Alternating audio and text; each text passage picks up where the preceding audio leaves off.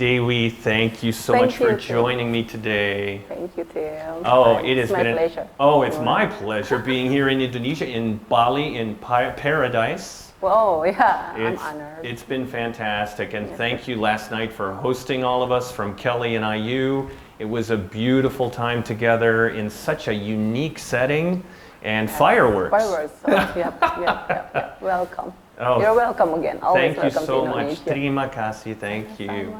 So, Dewi, tell me a little bit about yourself. You wear a few different hats and have a few different roles. And I'd love to hear a little bit about your take as a shepherd, a teacher, a lecturer of young people today in business. Yes. Tell me about your experience and what's happening here in Indonesia in higher education. Okay, well, I am Dewi Sukmasari, as you have known, and I am currently a chairman of an educational foundation.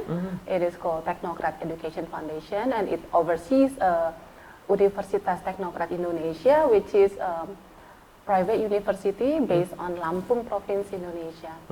It is actually my father who built it. Oh, wonderful. Yes, and he started off from a course, and then it grows into a college, and this last 5 years it becomes a university, and it is now one of the best universities private in Indonesia. Fantastic. What a great story. What prompted your father to start the school? Oh, it was, I think, his dreams. Yeah, it was his dreams. Like it just gets bigger and bigger, and he saw the opportunity to make it bigger, and then there was an opening to people of Indonesia to open colleges in the year of 2000, and he used that opportunity, and then we did it. And then in 2017, it was actually before 2017, 2 years before that, the government opened it again to make it for colleges and universities in Indonesia, and then we merge our colleges, and then it becomes a university. Great, yes. Great. So Dewi, what are you seeing in higher education in your own school and maybe even in the region that excites you? Well, it's growing very fast, and Lampung is very fast with the infrastructure built, with the toll roads, with the executive ferry from Java Island to Sumatra Island. I think the government has done a pretty good job on growing, so it becomes faster for the islands outside of Java to grow. So infrastructurally, and it affects the businesses, and it grows. It grows very well, and the gap between the lowest price and the highest price, it becomes less. So the people from city and from the villages, urban, and the gap is getting less. So there was a time Indomie, if you have heard Indomie, it's instant noodle. It costs like only 2,000 in the city and 3,000, and then in the suburbs and the villages it costs like 8,000. It's because of the transportation part. Now it becomes less because of the infrastructure, and because Indonesia is like typography is kind of hard to build those kind of roads here, so that takes time. We're growing a lot. Good, thank you. So I'd love to hear your perspective as a woman in business and a woman in higher education. How are women benefiting from the growth and the change in Indonesia? And what else would you like to see happen that would help more gender equity here in the country? Well, I would say that a happy woman equals to happy family. Yes, that's true in the States and probably around the world. That's a great point. So this is the thing that I think Indonesian women needs to know and learn more about themselves and grow themselves more, because there are ways, lots of potentials that we can grow and then to be more benefiting to others, and also lots of women leaders actually growing a lot lately, and I do learn a lot from them too. And I believe if a woman takes charge, they're really, really responsible. Wonderful. Thank you Yeah. for sharing that. But it does takes the courage because in some parts, especially in our culture, Indonesia, people are thinking that woman is still not equal. So we're the one who has to go beyond that. So that's really depends on how you think about it. Well, thank you for sharing that. Yeah. So I wanted to ask about IU and the Kelley School of Business. You're a proud graduate from Yes. IU and Kelley, and Yes. I'd love to hear a little bit about how you came to choose the Kelley School, and how did your experience at Indiana University's Kelley School of Business help shape you personally, professionally, into the person you are today? That was, I think that was like one of the peak of my life. It kind of a long journey for me to get to Kelley. I am a lecturer, so you see, I'm still teaching, and going abroad is one of my goals, and US has always been my dream to go to. And it took 2 years to prepare. The first, we have to prepare the TOEFL and the GMAT, Yes. as usual, and then I have to look for schools, right? The first year, I sent emails to 78 schools. My goodness. Yes. But then I figured out the way, and then I applied to 5 schools the second year, and that's because I choose, there's a course that I'm interested in Kelley, that it was called the Business and Accounting Information System, because I was already aware that it's going to be like growing really fast, and I'm going to master like that, and that's how I go to Kelley and accept it. So I was very happy. Great. So some of what you learned while in Bloomington at the Kelley School, any thoughts to share with us about how it contributed to your life and helped you to become a more effective teacher and leader? So I'm actually at Kelley School in Indianapolis. Okay. Yeah, and I graduated. We're all the part of the Kelley family. Yes, Yeah. yes. So Thanks. it's actually a city that is just right for me. It's not too big, it's not too small. And then I love the curriculum. I love the teachers. They actually teach with their heart out and help you a lot. I learned about the culture of studying. Well, studying is not a skill. I think it's a culture. Yeah, Well said. I like that. Because it's academic surroundings that you provide for the students to grow to their utmost potential. That's what I've learned a lot, and I keep saying that to my students, that you have to grow beyond your expectations, because you just don't know how your limit is. That's something that I learned over the Kelley School. It was not easy for me.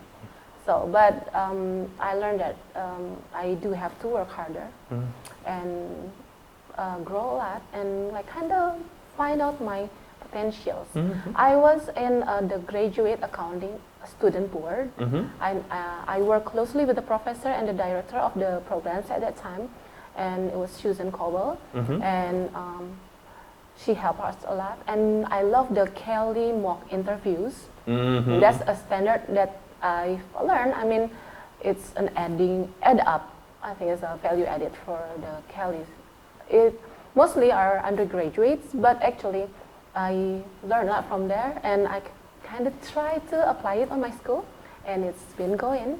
Great. Yeah, and I invited the professionals to our school, and they're delighted to have the mock interview happening. So it's something that I take from Kelley. Great, it's very exciting. Yes, and the graduate accounting student board is a networking additional thing, I think. Yeah, so I learned a lot for the professional ways, and from my friend, and they are working in the accounting area. I learned more about professional things than the theories in school. So Great. that's an additional that I think you must have in a business school. Well, Yes, well, thank you, and I think that's a good segue for my next question. So I want to ask you, Dewi, about advice for us as we work hard, as you and your university works hard to prepare young business professionals to be effective and to have impact in the global marketplace, what advice would you have? What else do you think we should do to better help them in today's global and exciting international business landscape? Okay, the very basic, and it's actually already there, is the business mindset, because it's very different from the workplace mindset. Business person is so different. You just have to get the knack of that one. And also an international business, I think you have been doing that through the IU global exchange things, and I think you should promote that more to the students. Sure, that's and I welcome great. you to come to Lampung. Oh, wonderful! Thank with you. The students, if they want to, I will be happy to. And then lately, it's been crazy with the informations. The so online much, things, right? So much, and we are kind of overwhelmed. So I think the business schools has to kind of assist the students with the data analytics that lately has been growing a lot, because we can't be programmers, right? But we have to work closely with them to analyze the data and how we can use the data to become a business, what information that we can use for our business. That would be cool. I would think that would be nowadays need. Everybody needs Absolutely. Data-driven decision making is here to stay. And in fact, a few years ago, some of the top companies in the world came to Kelley and said, how can you better prepare your students to lead within the space of the digital technology realm and better use the data, right, and lead within this sector, which is really paving the way for the future of business. And if you want to call it the Industrial Revolution 4.0, I think we're there. So any other thoughts about the upcoming change and how we navigate it, Dewi? I don't think we have that.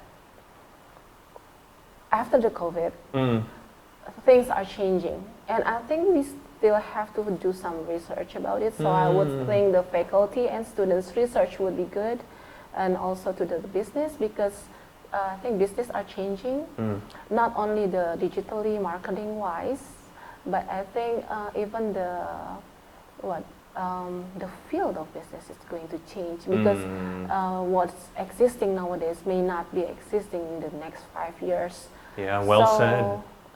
That's something that I cannot conclude yet, because we still have to do some surveys and research about it, and that's the faculty things to do. And for us too, we're always trying to strike a balance between theory and practice, giving our students experiential learning opportunities.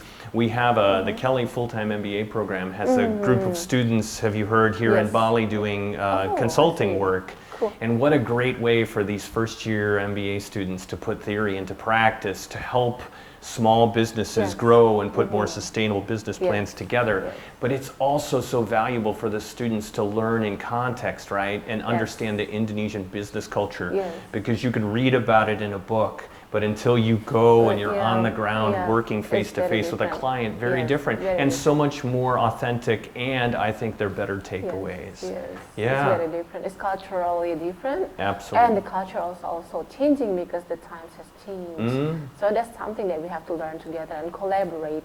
And that will be good if you start it in the school. Students collaborate in group works more, and then go to field work and apply for what they learn in class. I did learn that I took a non-profit accounting, and we went to the hospital. Oh, great. Yeah, the hospital, and we learned a lot there, and kind of trying to match between the theories and the practice in the hospital. And it's a good class I did have in Kelley, and I believe Kelley has more to offer to the next international students and stuff. So that will be something great that we can continue doing, and add up more spice to it, like data analytics and stuff. So. Well, I want to thank you so much, Dewi, for sitting down and speaking with me. You've been a most Thank you gracious so host, much. and everyone else with the Indonesian Alumni Chapter, thank you. Thank you. And I look forward to our next conversation. I look forward to it. Okay. I welcome you to come to Lampung, Indonesia, with the students who wants to apply and try serving the SME and the small business enterprises, because we have like coffee in Lampung. We have one of the most popular coffee too in Indonesia, in Lampung. So there are lots of small businesses, and we also have keripik pisang, which is banana chips. Ah, okay. Yeah, and it's very well known that it's from Lampung. So Great. Well, let's try to make that happen. That's right. Okay. Thanks so much. I'll see you again. Thank Thanks. you. Bye-bye. Bye.